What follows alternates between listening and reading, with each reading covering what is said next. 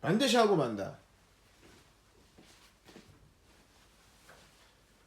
할렐루야. 고카이드 여정과 그 전략이 나왔습니다. 그래서 함께 나누도록 하겠습니다. 고카이드입니다. 지금은 하나님의 카이로스적인 시간 가운데 주 예수 그리스도의 다시 오심을 준비하는 시간입니다. 그분의 길을 예비하고 그 첩경을 평탄케 해야 하는 시간입니다. 이를 위해서 하나님께서 반드시 우리에게 대부흥을 허락해 주실 겁니다. 이러한 시간 가운데 하나님께서 일본을 다시 한번 열방 가운데 드러내고 계시고 열방이 일본을 주목해서 보게 하고 계십니다. 왜냐하면 일본의 부르심이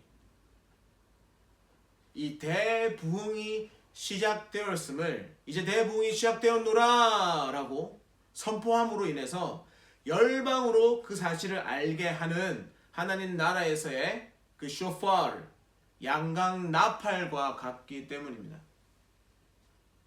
그리고 이러한 일본의 부르심을 실제로 열기 위한 전략, 이것을 열기 위한 열쇠로 하나님께서 고카이도를 주셨습니다. 이 고카이도 안에 일본의 모든 길들을 대표하는 이 오래된 옛적 길, 이 5개의 옛적 길 고카이도에 하나님이 이미 허락하셨던 그 놀라운 은혜들을 대적에 의해서 막혀있는 그 놀라운 은혜들을 다시 한번 뚫어내고 그것을 풀어놓아 돌아다니게 하는 그것이 일본의 국가적인 부르심인 열방을 향하여서 이제 대부흥이 시작되었노라 라는 선포를 하게 할 수 있게 하는 그 열쇠라는 겁니다. 결과적으로 4월 13일에서 4월 20일까지 총 7일간 이 성령의 사역을 진행하라는 마음을 받았습니다. 함께 모여 기도할 때에 한 자매님이 이 벚꽃을 보았습니다. 그래서 이 벚꽃과 이번 여정과 그 전략이 연관이 있겠구나 라는 것을 성령께서 알려주셨습니다. 최근의 일입니다. 사실은 근데 올 초에, 그러니까 1월 한 10일경에 올해의 일본에서 벚꽃이 필 것이다 라는 그 스케줄을 정리해 놓은 이 자료를 보게 되었고, 이 자료를 봤을 때 성령께서 이 자료를 저장해 놓으라 라는 마음을 주셔서 제가 그렇게 했었습니다. 그래서 그 자매가 봤던 그 벚꽃을 봤을 때 이번에 이 고카이도 여정이 이 벚꽃이 피고 지는 시기와 연관이 있겠구나 라는 걸 알게 되었습니다. 사실 2012년 벌써 한 3년 전이죠. 그때 대만에 어떤 한 자매님이 있었습니다. 그 자매님이 밤에 기도하다가 성령의 감동을 받았습니다. 성령께서 그 대만 북부에 있는 그 양민산이라는 양명산의 어떤 한 지점을 말씀하시면서 거기에 가서 기도하라 라는 말씀을 주셨습니다. 그래서 이분이 오토바이를 타고 거기에 가게 되었습니다. 양명산 가는 길이 굉장히 복잡하고 험합니다. 아마 한 1시간 반에서 2시간이 걸렸을 거예요. 대만에서는 그냥 이렇게 스쿠터라고 하죠. 그런 오토바이를 많이 타고 다닙니다. 교통수단으로. 그래서 그 자매님이 거기에 도착하게 되었고, 도착했을 때 이미 굉장히 늦은 거의 자정에 가까운 시간이었고, 그때부터 기도를 하기 시작했는데, 그때 기도 중에 캄캄한 하늘에 한 불타는 손이 나타나서 J, J, J 이 3개의 J를 쓰는 걸 그 자매가 보았다고 합니다. 결과적으로 그 자매님은 그날 밤을 거기에서 다 보내고 아침에 해가 뜰 때 이제 다시 돌아왔다고 합니다. 그 이후에 이 JJJ가 무엇인지 기도했는데 성령께서 알려주지 않았다고 합니다. 그래서 주변에 이렇게 예언적 은사가 있는 사람들, 이렇게 중보기도하는 사람들에게 이 JJJ가 뭔지를 물어봤는데 아무도 답을 해주지 못했고, 몇 년을 물어봤는데 답을 해주지 못했고, 나중에는 이게 내용이 너무 좀 신비적이고 너무 좀 이상하다, 그러니까 위험하니까 이제 이거를 더 이상 말 안 하면 좋겠다라는 권면을 받아가지고 이제 어느 시점부터는 아예 이 사실을 아무한테도 말을 안 했다고 합니다. 그러다가 2023년에 제가 코로나가 끝나고 나서 2023년 여름에 다시 한번 대만을 방문하기 시작했던 그 여정의 첫 번째 여정이었는데, 그때 제가 대만에 왔다는 얘기를 누군가에게 듣게 되고, 그때 성령께서 이 자매에게 나한테 이 JJJ가 무엇인지 물어보아라 라는 마음을 주셨답니다. 그래서 자매님이 저한테 이제 메시지를 보내서 여차 했고 JJJ를 봤다. 근데 그 JJ가 무엇인지 성령께 한번 물어봐주면 좋겠다 라고 문의를 해왔고, 제가 이제 한국에 돌아와서 한날 성령께 이 JJJ가 무엇인지 물음에 나아가는 시간이 있었습니다. 성령님이 JJJ가 그 자매가 보았다고 하는데, 오랜 기간 동안 마음에 품고 살아왔는데 이 JJJ가 무엇입니까? 라고 물었을 때 성령께서 먼저는 Jesus, 예수 그리스도라는 단어를 주셨고, 그리고 두 번째 J는 Jerusalem, 예루살렘이다 라고 말씀을 주셨고, 세 번째 J를 Japan, 일본이라는 단어를 주셨습니다. 첫 번째, 두 번째 단어는 쉽게 동의가 되었습니다. 근데 마지막 세 번째 Japan이라는 단어는 물론 말씀하셨기 때문에 들었지만 다시 한번 확인을 구하고 싶어서 성령께 다시 한번 확인해 주시길 요청했습니다. 그때 성경 그 사도행전 말씀을 통해서 한 절을 주셨는데, 그 절의 내용이 아시아 각처의 해변이라는 그 한 절을 주셨습니다. 그래서 마지막 저희가 일본임을 확신하게 되었습니다. 왜냐하면 성경에서 일본을 설명할 수 있는 유일한 단어가 아시아 각처의 해변이었을 겁니다. 그래서 그때 이 자매가 2012년 어느 한 시점에 이 JJJ를 보았고, 2023년 7월경에 나한테 그 JJJ를 물어보았고, 그래서 제가 성령께 물어서 이 JJJ가 From Japan to Jerusalem for Jesus Christ, 일본에서부터 예루살렘에까지 예수 그리스도의 다시 오심을 위해 라는 이 문장을 알게 되어졌습니다. 2023년 한여름경에. 그때 저는 이제 일본으로 들어갈 여정을 준비하고 있는 중이었습니다. 근데 그때 이제 이 자매가 그 JJJ를 보았을 때 이 JJJ만 본 게 아니라 그 이후에 다른 한 단어도 보았다고 합니다. 그 단어는 4개의 알파벳으로, 영문 알파벳으로 되어 있었고, 마지막 단어가 V였다고 합니다. 근데 그게 생각이 나지 않는데요. 마지막 단어가 V였다는 것만 생각이 난다고 했습니다. 그래서 이것도 한번 무엇인지 성령께 물어봐 주세요 라고 요청을 했고, 제가 이것을 묻는 시간이 있었는데, 그 묻는 시간 가운데 이 Irev라는 단어를 알게 되었습니다. 이 단어는 영어로 Irev라는 단어인데, 이 단어의 뜻은 유대인의 절기가 시작되기 전의 시간이라는 뜻입니다. 쉽게 말하면 뭐 Irev Yom Kippur 이렇게 써 있는 건데, 쉽게 말하면 그 샤밧이 금요일 저녁에 시작하지 않습니까? 금요일 저녁에 해가 지면 샤밧이 시작되는데, 그 금요일 오후와 오전 시간, 특히 이 시간을 Irev라고 하는 겁니다. Irev 샤밧, 그러면 샤밧 저녁 전에 오후와 오전 시간, 그리고 그 전날 금요일 목요일 저녁 시간까지 다 포함해서, 근데 특히 이 금요일의 오전 오후 시간, 이 시간을 이제 Irev라고 표현하는 겁니다. 쉽게 말하면 영어로 말하면 뭐 크리스마스 이브, 그리고 뉴 이어 이브 이런 개념인 거죠. 그래서 이 벚꽃이 피는 기간, 그러니까 3월 말에서 올해 3월 말에서 4월 말까지 벚꽃이 피었다가 지는데, 이 한 달 가까이 시간에 이때 유대인의 절기가 무엇인가 보니 6월절이었습니다. 올해 6월절은 4월 13일입니다. 4월 13일 6월절을 시작으로 7일간의 무교절이 시작되는 거죠. 그래서 이번 여정을 4월 13일에서 4월 20일로 정하게 되었습니다. 2023년에서 2024년 한 1년 가까이를 하나님께서 이 집에 살게 하셨습니다. Eagle's Nest, 독수리 둥지라는 이름을 가진 집에서 살게 하셨습니다. 2024년 한 3월경이었습니다. 그때 갑자기 집 위로 수십 마리가, 거의 100마리에 가까운 독수리가 갑자기 나타나서 한 일주일가량을 계속해서 날아다녔습니다. 그때가 이제 TV에서는 뭐 이렇게 TV는 아니지만 어쨌든 뉴스가 들려오는 내용은 일본에서 날씨가 예전보다 추워서 벚꽃이 피는 시기가 늦추어지고 있다라는 얘기가 나올 때였습니다.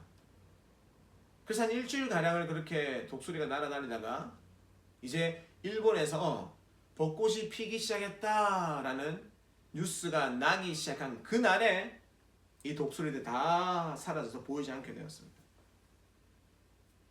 그때 성령께서 주신 말씀이 일본에서 벚꽃이 피기 시작하자 독수리들이 북쪽을 향해 날아갔다 였습니다.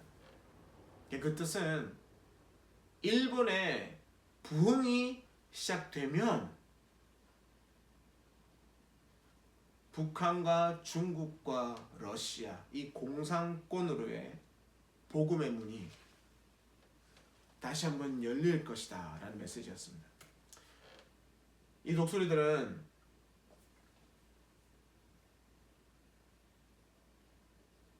대만을 지나서 필리핀까지 갔다가 다시 대만으로 올라와서 한국으로 날아왔을 겁니다. 왜냐하면 한중일에 있는 독수리들이 이제 10월 달부터 11월까지 날씨가 추워지기 시작하면 따뜻한 남쪽으로 날아가서 대만 가장 남쪽의 컨팅이라는 국립공원에 다 모입니다. 그래서 거기에서 다시 더 따뜻한 필리핀으로 갔다가 이제 이 위쪽 지방이 따뜻해지기 시작하는 2월 말에서 3월 사이에 필리핀에서 대만으로, 대만에서 한중일로 다시 다 날아가게 되어집니다. 그 경로에 대한민국이 있는 것이고 이 독수리들은 다시 북한, 중국, 러시아까지 날아가게 되는 겁니다.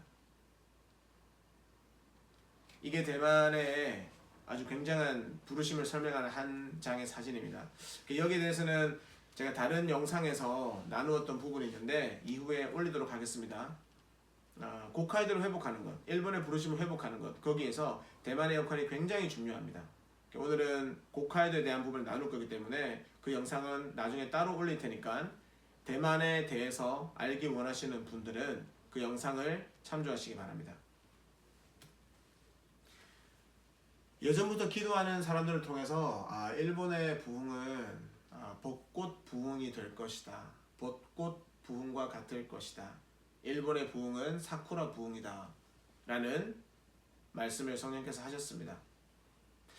이번에 이 일본 여정을 준비할 때 저에게도 먼저 말씀하신 것이 벚꽃이었고 또 함께 기도할 때 보여주신 것도 벚꽃이었기 때문에 다시 한번 성령께 성령님 왜 일본의 부흥을 벚꽃 부흥이라고 하십니까? 왜 일본의 부흥이 벚꽃과 같은 부흥이 될 것이다 라고 말씀하십니까? 라고 물으며 나아갔습니다. 그때 성령께서 주신 감동은 두 가지였습니다. 하나는 이 벚꽃이 피는 때, 이때가 3월 말에서 4월 말이죠. 이때가 하나님의 카이로스의 시간이 시작되는 그 기준의 역할을 할 것이다 라는 거였습니다. 여름이 되고 7월이 되면 성경 말씀에서 감람나무 잎사귀가, 무화과나무 잎사귀가 부드러워지죠. 즉 마음이 닫혀고 강팍해져서 그 눈이 감춰져 있던 유대인들이 눈이 다시 한번 열려져서 자기들의 조상이 잡아서 십자가에 못 박아 죽였던 그 예수가 메시아 있었음을 보게 되고 알게 되어져서 바루카바 베셈 아도나이를 외치게 되는 그때 무화과 나무 잎이 부드러워지는, 이스라엘의 마음이 부드러워져서 그 눈이 열려져서 바루카바 베셈 아도나이를 외치게 되는 그때가 여름 7월이죠.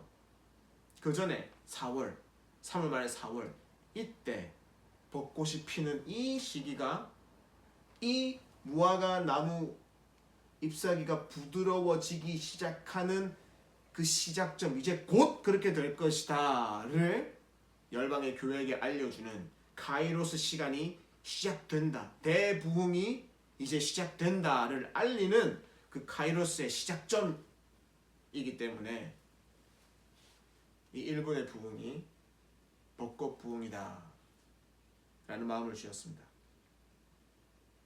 두 번째는 이 벚꽃은 한 달이라는 시간 동안, 짧은 시간이죠. 이 한 달이라는 시간 동안에 너무나도 아름답고 열정적으로 화려하게 핍니다. 그리고는 바람을 타고 이 벚꽃잎이 사방으로 흩날려 갑니다. 이와 같이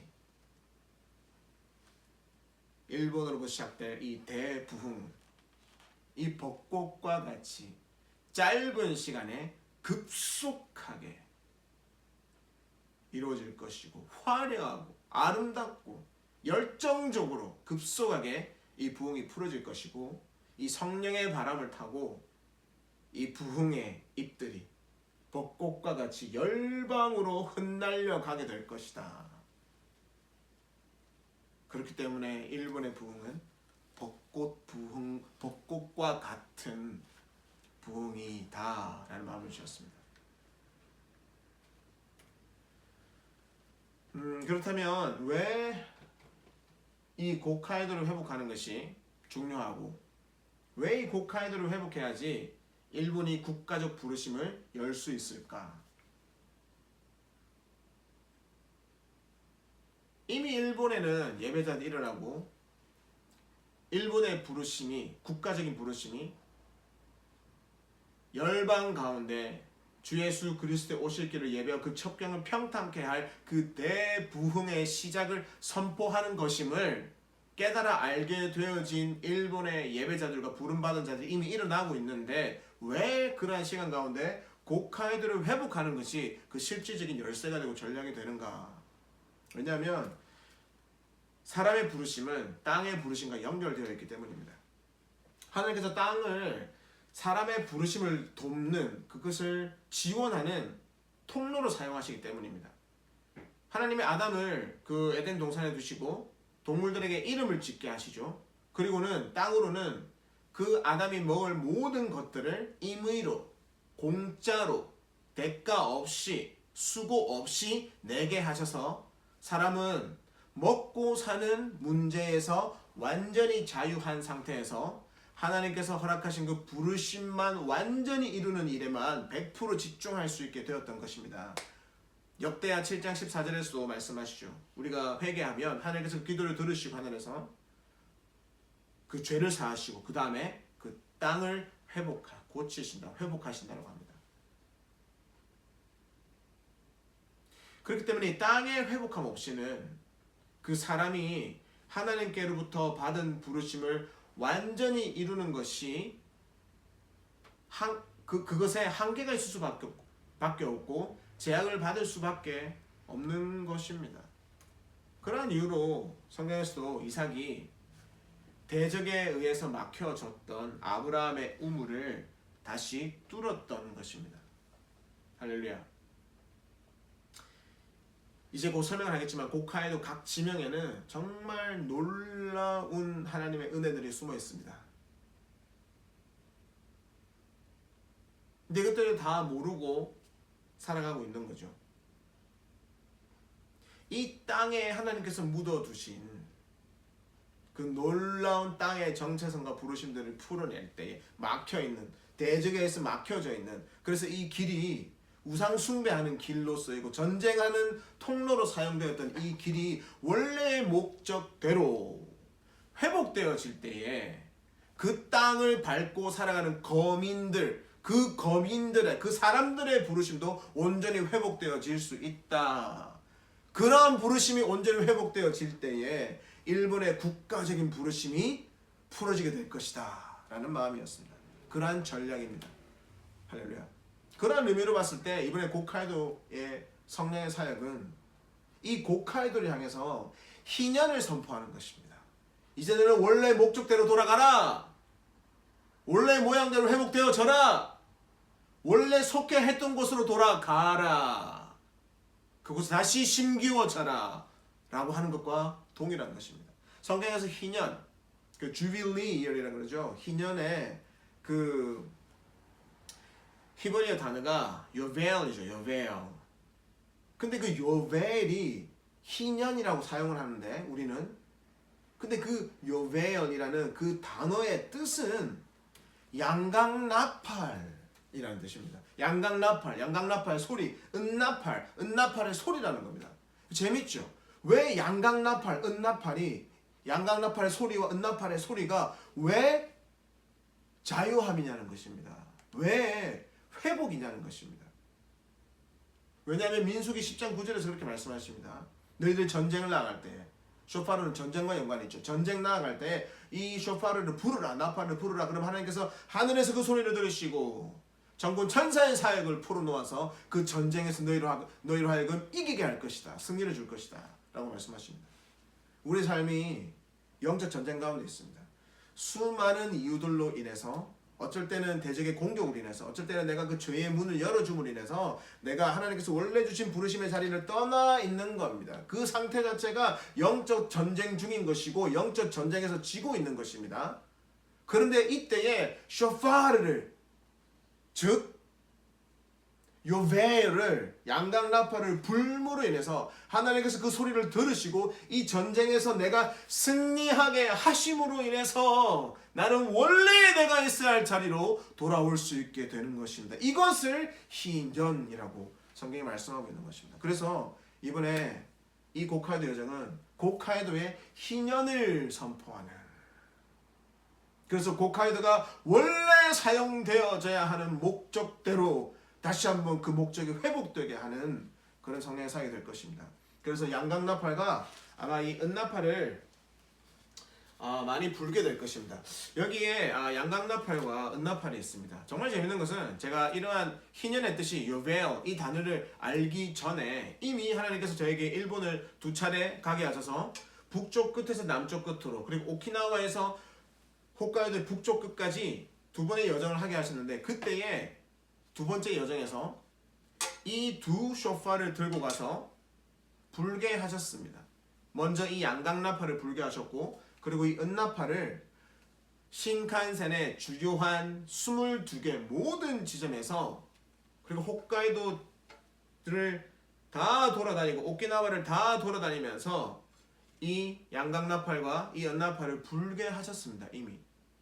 그러고 나서 이번에 고카이도 여정을 준비하면서 희년이라는 뜻이 요벨이고 요벨이라는 단어 뜻 자체가 이 양강나팔과 이 은나팔이라는 것을 알게 되고 너무 놀라게 되었습니다. 사실은 다른 여러 지역을 갈 때는 이러한 쇼파르, 이거를 쿠두 쇼파르라고 하죠.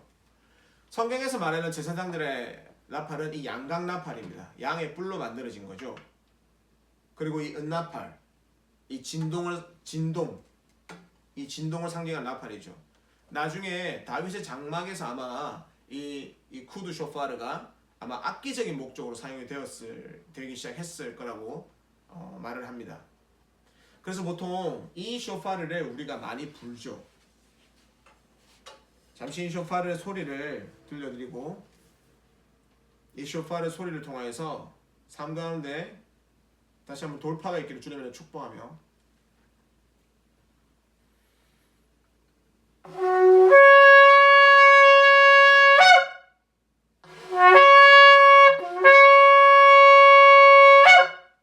할렐루야, 이러한 소리를 가지고 있습니다.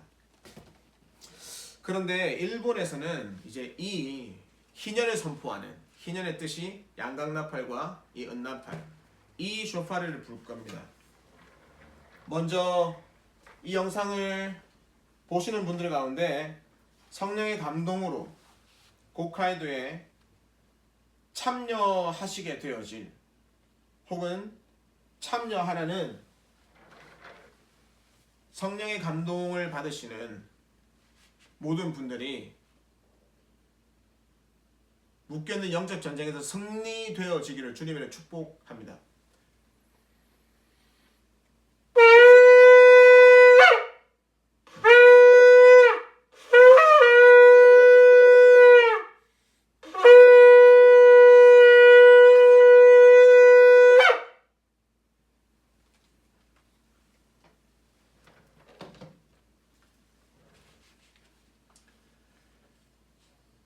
삶에 묶여있는 모든 영적 전쟁 가운데 주 예수 그리스도를 통한 승리가 있을지어다.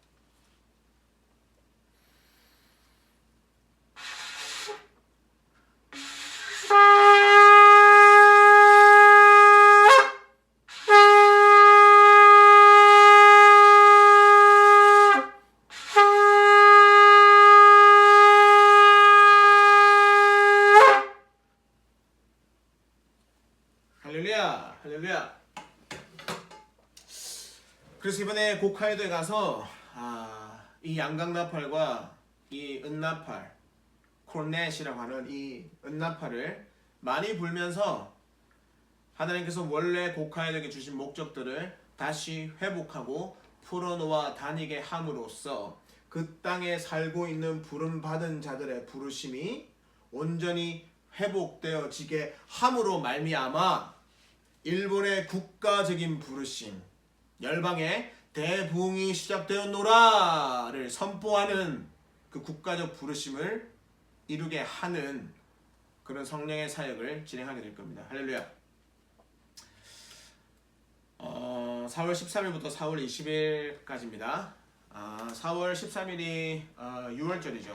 그 저녁부터 이제 6월절이 시작이 되는데 그 이랩이라는 말이 그 6월절이 저녁부터 시작되는데 저녁 전에 오후와 오전 시간을 의미합니다. 그래서 우리는 4월 13일 오후 1시경에 시라카와라는 지역에서 여정을 시작을 할 겁니다. 그리고 4월 20일 저녁에 후쿠오카의 하카타 항구에서 이 여정을 마무리하게 될 겁니다. 이 고카이도를 만든 목적은 사실은 산킨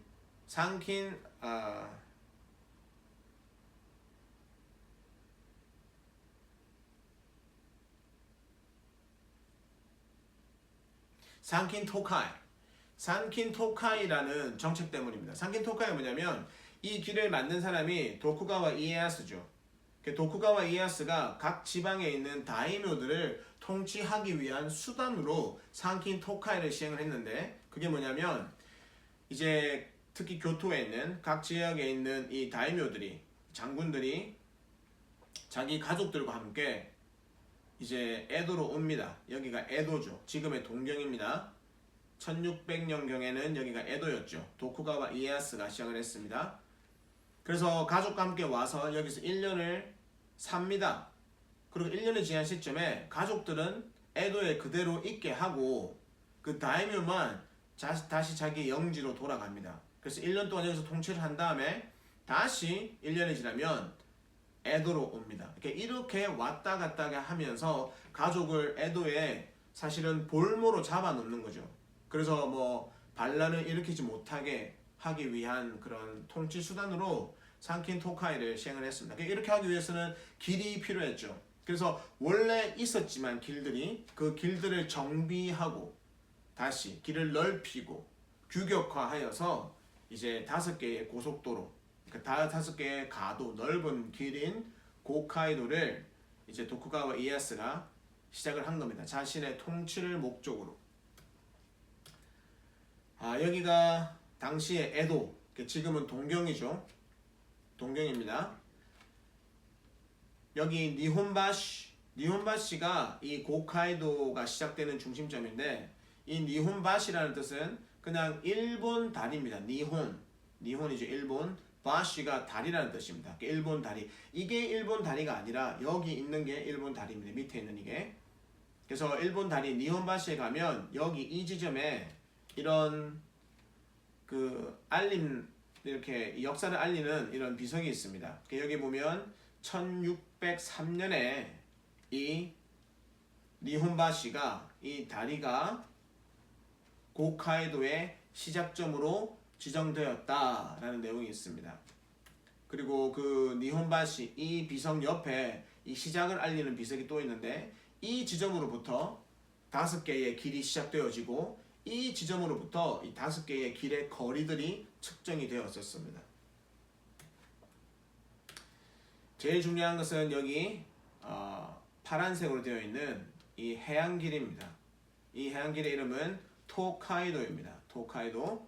1624년에 완성이 되었고 전체 여기 니혼바시에서 동경의 그러니까 당시 에도의 니혼바시에서 지금의 동경 도쿄의 니혼바시에서 당시의 교토의 산조 오하시라는 장소를 연결하는 길이었습니다. 전체 500km였고 이 사이에는 53개의 역참이 있었습니다. 그리고 이 길이 지금은 아시안 하이웨이 1번이 되어졌습니다. 그래서 이 길이 굉장히 중요합니다. 아시안 하이웨이죠 이게. 여기 보시면 동경 이게 니혼바시에서 시작을 합니다. 이 지점부터 여기까지 교토까지가 토카이도이고 지금으로는 아시안 하이웨이입니다. 이 길은 쭉 뻗어나가서 유럽으로까지 이스탄불까지 가게 됩니다. 좀 더 구체적으로 보면 여기 동경이죠.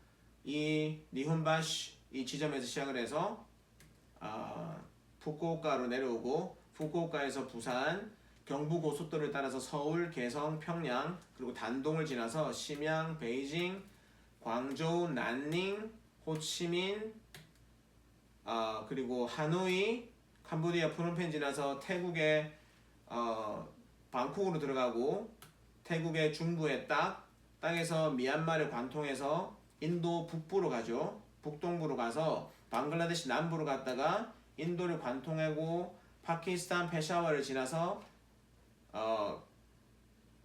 아프가니스탄의 카불로 갑니다. 여기에서 이란으로 테헤란으로 들어가서 나중에 이 터키의 이스탄불까지 이 길이 연결되어지게 됩니다. 여기에서는 유로피안 하이웨이죠. 유로피안 E 로드 80번을 만나면서 여기에서 불가리아로 올라갔다가 세르비아로 내려와서 코소보를 지나서 몬테네그로 그 위에 크로아티아에서 이탈리아로 넘어가고 이탈리아에서 프랑스에서 스페인에서 포르투갈 리스본까지 유럽 끝까지 이 길이 연결되어지게 됩니다. 그리고 복음의 서진적 관점에서 봤을 때 중국으로 들어간 복음은 두 개의 창을 통해서 다시 나오게 되는데 하나는 이슬람권으로 향하는 이슬람의 창이고 다른 하나는 불교권으로 향하는 불교 창입니다. 이러한 지역인데 이것을 다시 아시안 하이웨이 1번의 선상에서 보면 이 이슬람권과 불교권이 완벽하게 아시안 하이웨이 1번 루트와 겹쳐지게 됩니다. 가장 동쪽 끝에서 아시아의 가장 서쪽 끝으로 이동하고 이 지점에서 킹스 하이웨이를 통해서 예루살렘까지 길이 연결되어지고 유로피안 하이웨이를 통해서 유럽 남부 전역을 관통하여서 유럽 가장 서쪽 끝까지 가는 이 길, 그러면서 이슬람의 창과 불교의 창을 다 관통하고 있는 이 길, 아시안 하이웨이 1번이 아시안 하이웨이에서도 가장 중요한 길입니다.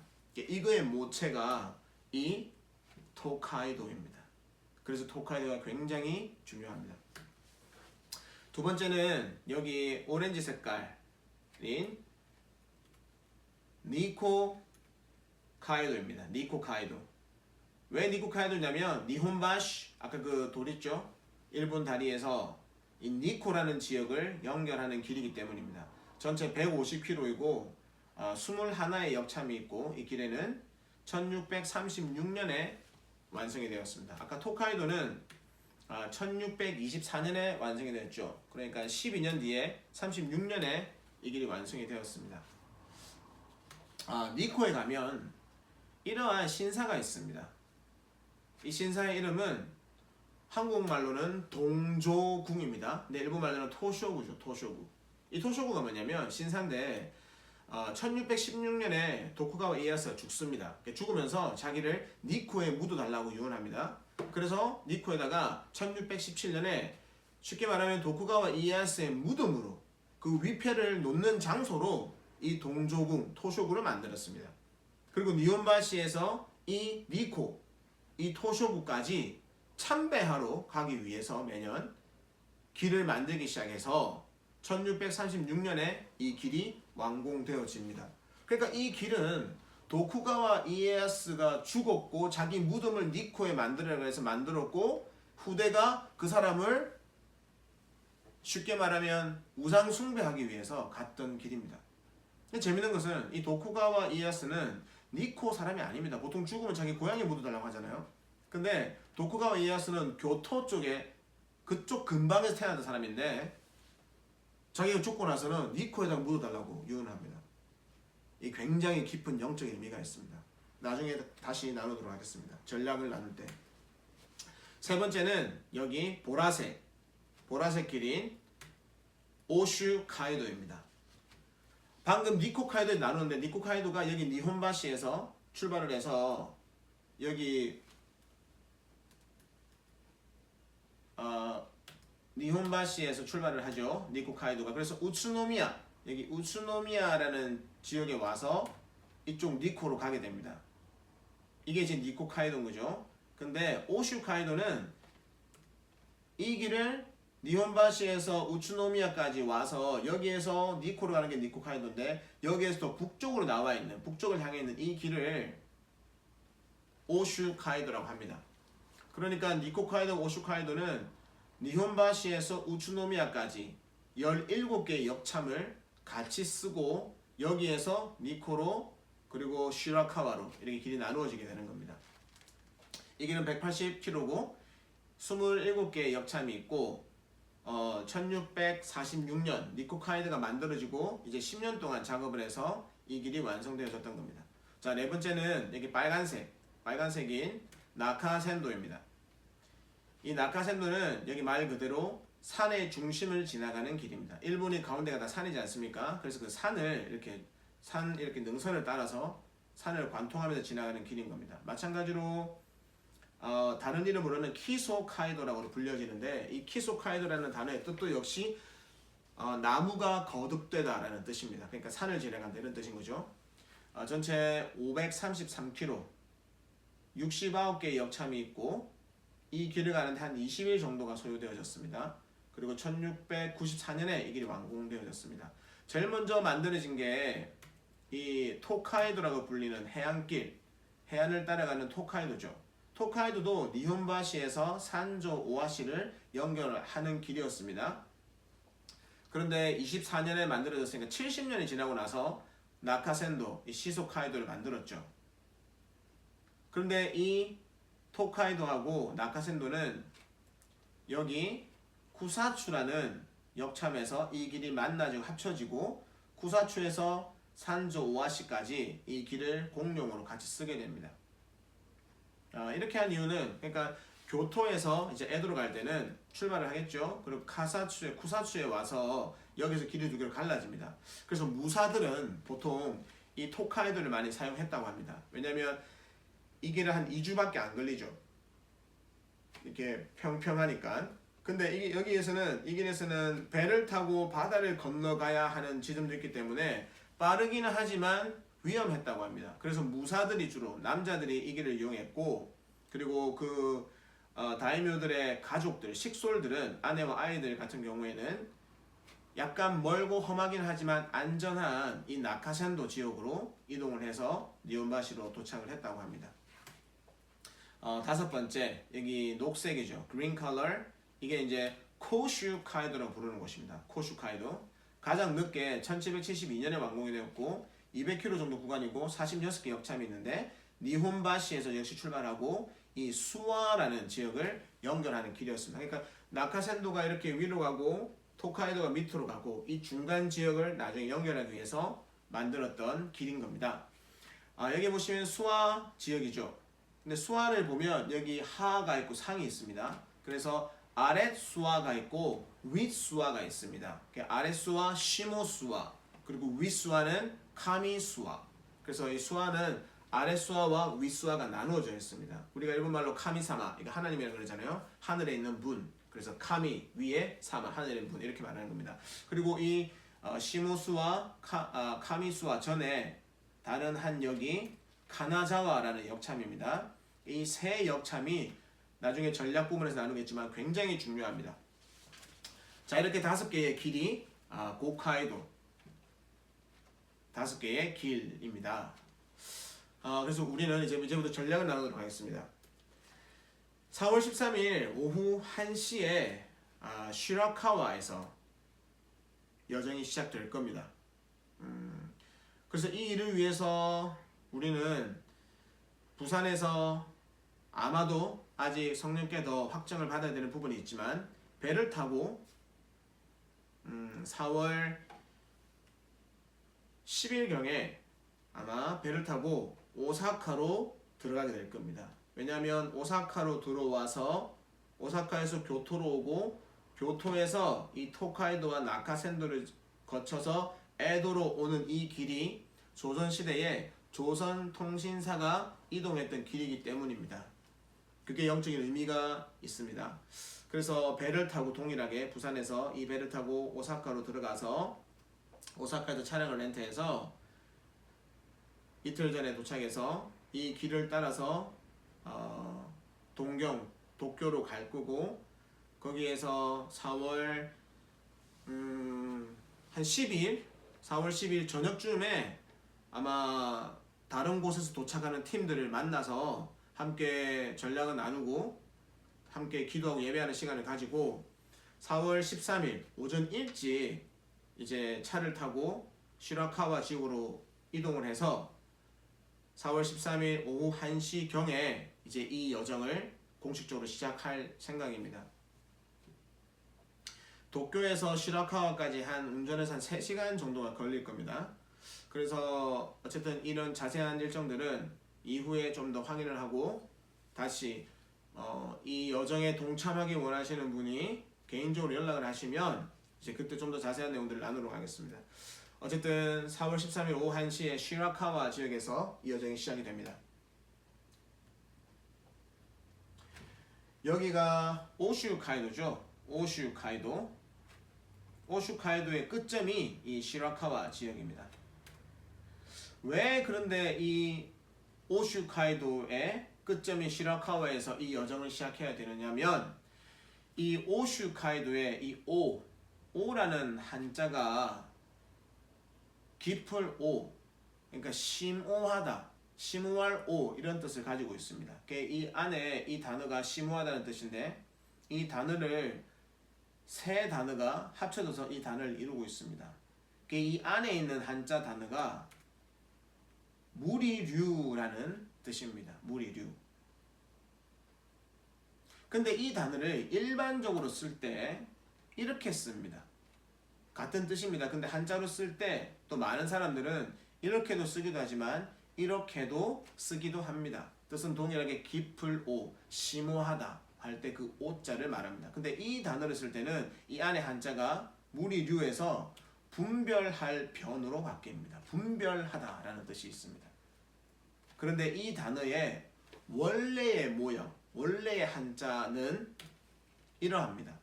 깊을 오, 심오할 오 이런 뜻입니다. 그런데 이게 좀 어렵기 때문에 이렇게 쓰기도 하고 좀 더 간단하게 이렇게 쓰기도 하는 겁니다. 그런데 원래의 한자의 뜻, 이 모양에서는 이 안에 있는 글자의 뜻이 주먹밥권이라는 뜻입니다. 오슈카이도의 이 오, 심오할 오라는 한자를 성령께서 주목해서 보게 하시며 이 뜻들을 알게 하셨고 이 뜻은 무리가 이곳에 모여서 깊은 성령의 뜻을 함께 분별하여서 주먹밥권 그 길을 떠나야 한다라는 의미를 가지고 있는 길이었습니다. 그래서 4월 13일 날 오후 1시에 시라카와 이 오슈카이도가 시작되는 지점에서 함께 무리가 모여서 그곳에서 함께 더 구체적인 것들, 이 여정에 대한 지금 나누는 부분보다 훨씬 더 많은 것들이 숨어 있을 건데 그 놀라운 것들을 모여서 함께 분별한 다음에 길을 떠나게 되는 장소입니다. 여기 시라카와를 떠나서는 이제 두 번째로는 니코카이도, 니코 지역으로 갈 겁니다. 왜냐하면 이 니코라는 게 뭐죠? 일본 할 때 일이죠. 그리고는 두 번째 빛광입니다. 바로 이곳이 일본은 일어나서 빛을 발할지어다 라는 선포를 해야 하는 장소입니다. 그리고 여기에 동조궁이 있다 그랬죠. 동조궁. 일본 말로는 토쇼구, 한자로는 동조궁입니다. 이 동조궁은 말 그대로 동력동입니다. 동쪽이라는 뜻입니다. 그리고 이 조는 비칠 조, 빛을 비추는 조, 조망하다 그 조입니다. 그리고 궁은 말 그대로 궁입니다.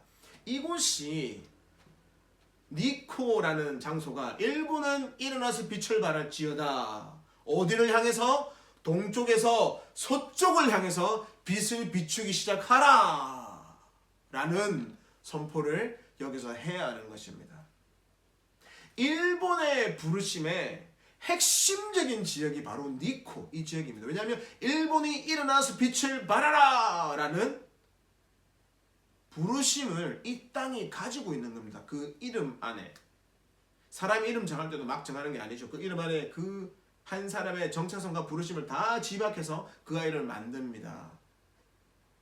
하다못해 식당을 하나 하더라도 그 이름에 대해서 고민하고 그 뜻을 함축해서 그 이름을 정합니다.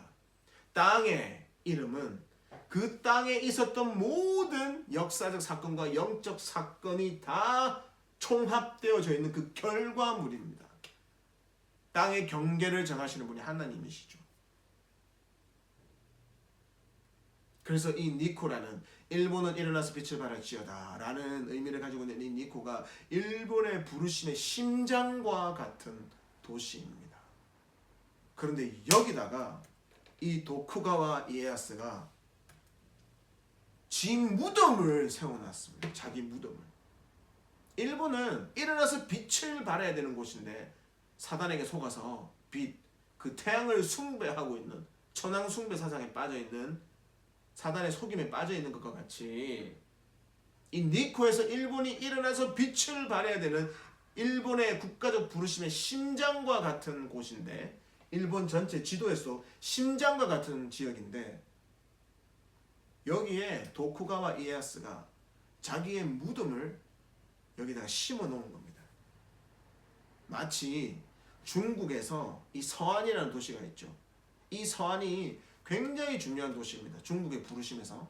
왜냐하면 이 서안이라는 뜻이 서쪽으로 평안을 전하는 도시이기 때문입니다. 서쪽으로 복음을 흘려보내는 부르심을 가진 땅이 서안이기 때문입니다. 근데 여기에 진시황이 분서갱료를 통해서 하나님에 대한 모든 흔적이 남아있는 책들을 다 불태워 없애버리고 자기 스스로를 내가 하나님이다, 내가 신이다 라고 말하면서 적 그리스도의 영이 충만했던 사람이 그 서안에다가 자기 무덤을 어마어마하게 만들어서 그 도시 전체를 죽음의 영으로 꽉 눌러놨죠. 그와 같은 일이 지금 니코에서 벌어지고 있는 겁니다. 그래서 이 일본의 부르심을 지금 누르고 있는 그 원수, 이 숨어 있었습니다. 지금까지 몰랐죠. 우리는 일본의 부르심을 풀기 위해서 그 원수의 심장을 비나창으로 찔러라고 했을 때 우리는 일본의 황궁을 주목하여서 보았고 그 황궁에 천황이 오기 전에 미야자키에 있는 그 신사에서 규슈의 미야자키에 있는 그 신사에서 천황이 접신을 한 다음에 그 다음에 여기로 오기 때문에 거기에 있는 신사를 영적으로 치는 거에 집중해 왔습니다. 그것도 어마어마한 전략인 거죠. 근데 하나님께서는 이제 온전하게 감추어져 있었던 원수의 그 심장에 비나스 창을 찔러 넣어라. 그 지역이 바로 니코라는 것입니다. 여기에 토쇼구, 동조궁이라고 불리는 도쿠가와 이에야스 이 무덤이 있는 여기에서 원수의 심장에 거룩한 비나스의 창을 찔러 넣는 그런 일이 있을 것입니다. 할렐루야. 여기에서 이제 일본은 일어나서 서쪽을 향해서 일어나 빛을 발하여서 서쪽으로 빛을 비추기 시작하라 라는 선포를 할 때에 우리가 함께 광주를, 한국에 있는 광주를 축복할 것입니다. 광주라는 이름 뜻 자체가 빛의 장소, 빛의 도시, 빛의 고을이라는 뜻입니다. 광. 똑같은 이 니코에서 빛광자를 똑같이 광주가 쓰고 있는 거죠. 광주의 정체성이 빛입니다. 그렇기 때문에 광주의 부르심은 그 빛을 발하는 것입니다. 그리고 이 빛은 한반도에서 가장 어두운 북한을 향해서 비춰지게 될 것입니다. 할렐루야.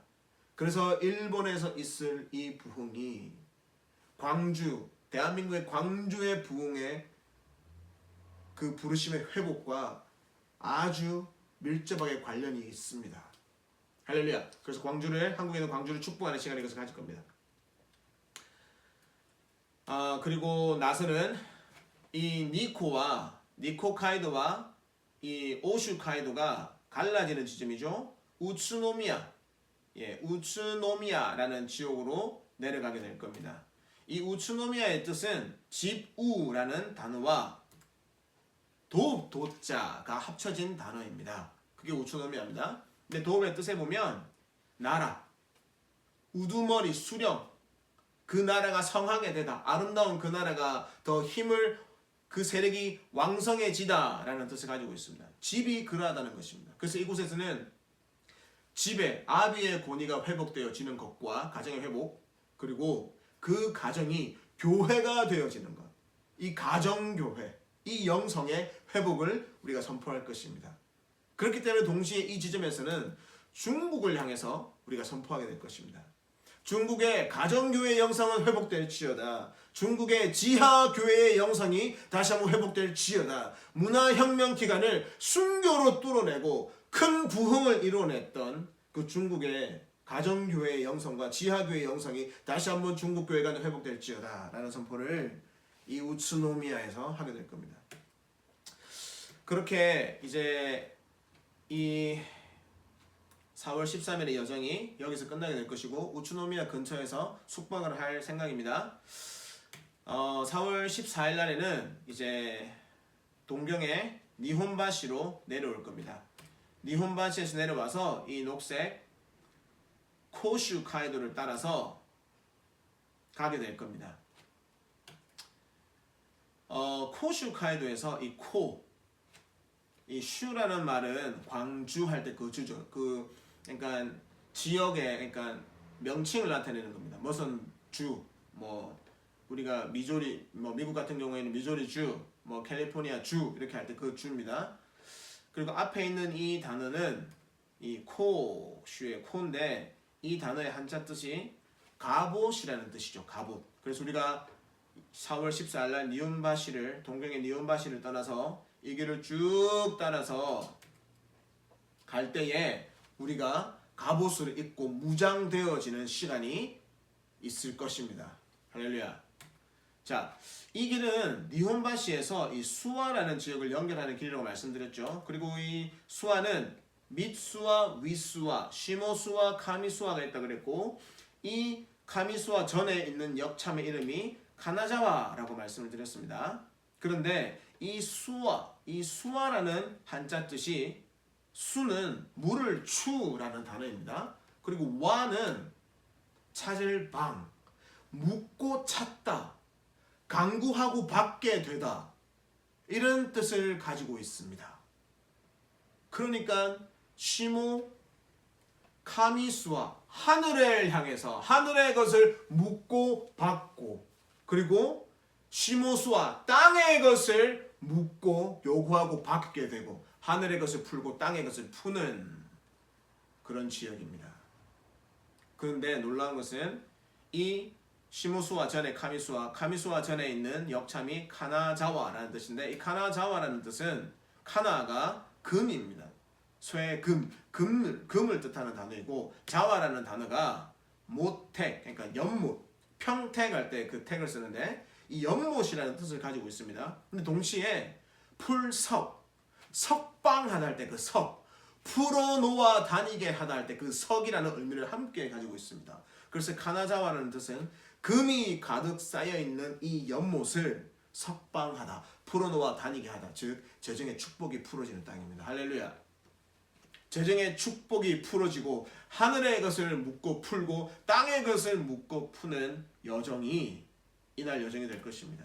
그리고 이 수아가 속해 있는 현이 나가노 현인데 이 나가노라는 단어는 길장이라는 단어와 들야, 광야야 라는 단어로 이루어져 있습니다. 그래서 이곳에서 우리는 광야로 나아가게 될 것입니다. 할렐루야. 그렇기 때문에 무장되어져야 되는 겁니다. 우리가 무장이 되어져서 재정의 축복으로만 무장되어지는 것이 아니라 하늘의 것을 묻고 풀고 땅의 것을 묻고 푼 다음에 이렇게 무장되어져서 우리가 뭐 한다고? 이 땅에서 잘 먹고 잘 살고 내 사역을 성공하게 한다고? 그게 아니라 내 이름을 높이고 예수 이름으로 내 사역을 넓히는 것이 아니라 광야로 나아가게 된다는 것입니다. 아사셀의 염소와 같이 광야로 나아가는 땅이 이곳이 될 것입니다. 그래서 다음날 4월 15일은 시모수아에서 서쪽을 향해서 교토의 산조 오아시로 이동해 가는 시간이 될 겁니다. 당연히 이제 나카센도 산악 지역을 지나가는 나카센도를 통해서 가게 되겠죠. 여기가 코슈카이도입니다. 그래서 니혼바시에서 14일날 여기 카나자와 카미수와 시모수아를 거쳐서 여기 도착을 하고 이 여정에서 우리가 온전하게 무장되어진 다음에 산조 오아시로 15일날 이동해 가게 될 것입니다. 재밌는 사실은 또 산조 오아시는 석삼입니다. 석삼. 이 조는 가지조. 그러니까 세 개의 가지가 있는 곳. 또 이 가지조에는 노끈이라는 단어 뜻이 있습니다. 그러니까 세 개의 노끈, 삼겹줄이 있는 오하시, 큰 다리라는 뜻입니다. 이곳에서 우리가 한중일의 연합을 선포하게 될 것입니다. 할렐루야! 이 교토라는 도시 자체가 사실은 중국의 장안, 당시의 장안이죠. 그 장안의 풍수사정을 그대로 가지고 와서 만든 곳이 교토입니다. 중국과 원래 연관이 있는 곳입니다. 근데 이곳의 다리 이름이 세 개의 끈, 삼겹줄이 놓여져 있는 오하시, 큰 다리라는 것입니다. 할렐루야! 이것을 우리가 한중일 연합을 선포할 것입니다. 지금 보시면 이 일본의 도시에 놀라운 영적인 의미들이 들어가 있죠. 하나님께서 그 도시에 놀라운 그 부르심을 주신 겁니다. 그래서 신간센을 타고 하나님께서 일본 전역을 돌아다니면서 그 주요한 도시들에서 그 영적인 의미를 드러내고 푸른에 돌아다니게 하신 내용들이 많이 있는데 그 영상에 제 영상에 가 보시면 한국과 일본 여러 땅들에 대한 부르심을 설명하고 풀어놓는 것들이 있습니다. 보고 참조하시기 바랍니다. 그리고 4월 16일은 다시 산조 오하시에서 출발해서 시모수아로 역으로 다시 이 길을 따라서 돌아오는 시간을 가질 겁니다. 그리고 4월 17일에는 이 시모수아에서 이 길을 따라서 니혼바시까지 내려오는 여정을 가질 겁니다. 왜냐하면 14일 날에는 니혼바시에서 이 길을 지나지 않고 코슈카이도로 바로 시모수아로 갔기 때문에 이 길을 밟지 않았죠. 그래서 16일에 산조 오아시에서 시모수아까지, 그리고 17일에는 시모수아에서 나카센도 길을 따라서 밟지 않았던 길을 따라서 니혼바시까지 돌아오게 될 겁니다. 그리고 18일, 19일은 가장 중요한 길이죠. 이 토카이도의 뜻은 말 그대로 해안 길입니다. 해안을 따라가는 길이죠. 이 길을 따라서 니혼바시에서 교토의 산조 오아시까지 이동하게 될 겁니다.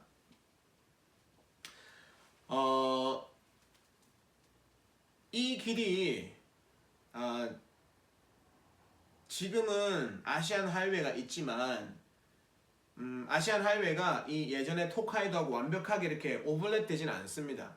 그렇기 때문에 이거는 옛날 길이기 때문에 국도도 있을 거고 동네의 골목길들도 같이 포함이 되어 있을 거예요. 그래서 아시안 하이웨이를 타고 니혼바시에서 교토까지 가면 한 6시간, 7시간이면 고속도로 타고 갈 수 있습니다. 그런데 이제 그 고속도로가 아니라 아시안 하이웨이가 아니라 아시안 하이웨이의 원형이었던 이 길 옆에 이렇게 있었던 그 토카이도를 따라가면 시간이 아마 꽤 걸릴 겁니다. 그래서 여기에서 동경의 니혼바시에서 교토의 산조 오아시까지 가는데 이틀을 잡아야 됩니다. 그래서 니혼바시를 출발해서 아마 나고야 정도에서 한번 쉬고 그리고 19일날 다시 이 길을 따라서 교토의 산조 오아시 도착을 합니다. 그리고 여기 교토에 도착을 하면 다시 여기에서 오사카에 고려다리라는 뜻을 가진 코라이바시로 이동하게 될 겁니다. 고려다리. 예, 천안가가 백제와 고려와 굉장히 밀접한 연관이 있습니다. 천왕궁에 가면 그 마이니치 신문사 쪽으로 나가는 그 길에 보면 그 문의 이름이 고려문입니다. 여기 고려다리라는 뜻이 가진 오사카의 코라이바시로 이동하게 될 건데, 이때 사용하게 될 우리가 길은 옛길인데 이것도 역시 쿄카이도 혹은 오사카 카이도라고 불리는 길입니다. 이 오사카 카이도는 여기 교토에서 여기 오사카까지 그 길을 연결했던 길입니다. 그리고 조선통신사가 배를 타고 들어와서 오사카에 도착하죠. 오사카에 도착한 다음에 그 조선통신사가 쿄카이도, 오사카 카이도를 통해서 교토의 산조 오와시까지 이동해 왔고, 산조 오와시에서 토카이도를 따라서 에도에 갔던 겁니다. 그래서 이 길을 따라서 19일 날 오사카의 코라이바시까지 이동해 가게 될 겁니다.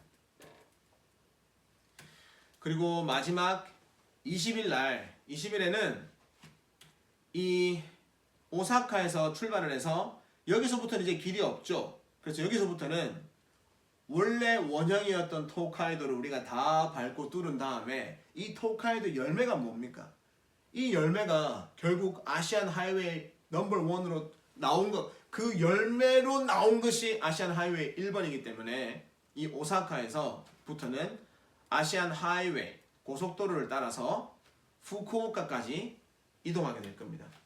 여기 보시면 도쿄에서 출발하죠. 도쿄에서 여기 오사카까지는 토카이도를 따라서 옛날 길을 따라서 이동할 것이고, 이제 오사카에서부터는 토카이도의 열매가 되어 나온 길, 아시안 하이웨이 1번을 따라서 히로시마, 시모노세키, 기타 큐슈, 그리고 후쿠오카까지 도착을 하게 될 겁니다.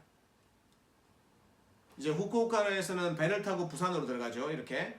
그러면 중앙동에 이런 그 국제 여객 터미널이 나옵니다. 그리고 이 국제 여객 터미널에서는 아시안 하이웨이 1번이 계속해서 경부 고속도로를 따라서 서울, 개성, 평양으로 연결되어지게 되고, 그것이 중국으로 들어가면 결국에는 예전에는 실크로드 길이었고 지금은 그 위에 만들어진 아시안 하이웨이 그 1번 길을 따라서 이스탄불, 이스라엘, 유럽의 서쪽 끝까지 이 길이 연결되어지게 됩니다. 그래서 우리는 일본 여정은 여기 후쿠오카 4월 20일 저녁에 후쿠오카에서 이제 이 여정이 마무리되게 됩니다. 할렐루야. 그래서 나와 우리 팀은 이 후쿠오카에서 여정이 끝난 다음에 다시 이제 오사카로 돌아와서 오사카에서 다시 한국으로 돌아올 예정입니다. 그러니까 일본으로 들어가고 나오는 시간을 제외하고 일본에서 이 고카이도 사역에만 만으로 7일을 사용하게 될 겁니다. 이렇게 고카이도 사역이 진행이 될 것이고, 이것이 지금까지 성령께서 일본의 국가적 부르심의 열쇠 고카이도, 이 전략이라 하셨는데 이 고카이도를 풀 전략으로 주신 내용들입니다. 이것을 함께 나누었습니다. 성령의 감동을 받으시는 분들 개인적으로 연락을 하시면 좀 더 구체적으로 내용을 나누고 향후 일정에 대해서도 함께 나누도록 하겠습니다. 누구나 가능하지만 아무나 가능하진 않습니다. 부르심을 받았었어야 하고 일본에 대한 부담을 성령으로부터 받으셨어야 하고 삶에 있어서 그리고 본인의 문화 안에서 이미 성령께 온전히 순종해 온 그런 역사가 있으셔야 하고 먹지 않고 자지 않고 힘들고 피곤한 씻지도 못할 수도 있는 계속해서 길 위에 있어야 되는 이런 여정에 이미 익숙해져 있는 군사들만 이 여정에 성령께서 초청하고 계십니다. 이러한 준비가 되어 있지 않으면 결국 바울의 1차 여행을 방해했던 그 젊은 청년과 같은, 그래서 바나바와 바울이 깨지게 되는 그런 역할을 하게 될 겁니다. 할렐루야. 하나님 좋으시고 하나님 지금 열방 가운데서 주의 길을 예비하고 그 첩경을 평탄케 할 자들 일으키고 계시고 그들에게 일본을 주목하여 보게 하고 계십니다. 이제 곧 일본에서 대부흥이 일어날 것입니다. 그 대부흥이 짧은 시간에 급속한 속도로 성령의 바람을 타고 벚꽃잎과 같이 열방으로 날아가게 될 것입니다. 이러한 일이 일본에서 일어나는 것을 볼 때에 들을 귀 있는 자들은 이제 곧 무화과 나무 잎사귀가 부드러워지는 때가 3개월 굉장히 가까이 왔구나. 즉 이스라엘에서 예수님의 초림 때 성이 진동할 정도로 많은 사람이 나와서 바룩 하바 베시 마도나를 외쳤던 것과 같이 그만큼 많은 사람이 다시 한번 이스라엘 땅에서 그들의 마음이 부드러워지고 눈이 열려져서 바룩 하바 베시 마도나를 외치게 되는 일이 있겠구나. 그것을 들을 귀 있는 자는 들을지어다. 는 카이로스의 기준으로 하나님께서 일본의 부흥을 사용하실 것입니다.